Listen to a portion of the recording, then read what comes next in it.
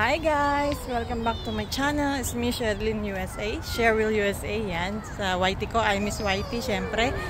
Yan, mag-update naman tayo ng kahit medyo mixing video. Ayan, day off ko today. It's September 1. Oh, September 1 na. September, malapit na naman ang Christmas. Ayan, wag muna. Wala pa tayong ipon para sa Christmas. Yan, dito ako sa park.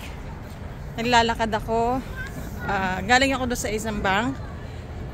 Nag-withdraw ko ng konting pera.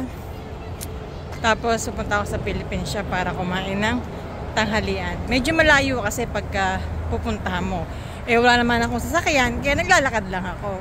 Exercise na din yung para sa bilbil ko. Medyo malaki na din eh.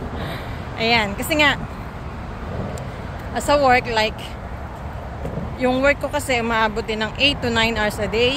Tapos 38 to 41 a week.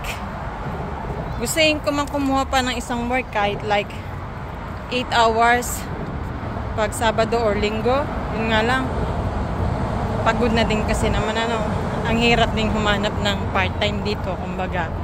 Pwede sa mga pub, yun nga lang, maraming tao, kumbaga. Ayoko din naman kasi sa sa mga inuman pagka mga teenager, 'di ba? Yun, kaya after work na lang, nag-i-stay na ako sa bahay. Ayan, nag-i-enjoy sa pag-upo sa sopa. Kaya ayan guys, nagpapainit ako ng konti kasi madalang ako mainitan.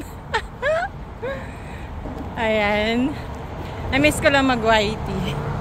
Punta tayo sa Philippine shop. Ang weather dito, mainit na malamig yung hangin. Kaya, hindi ka masusunog.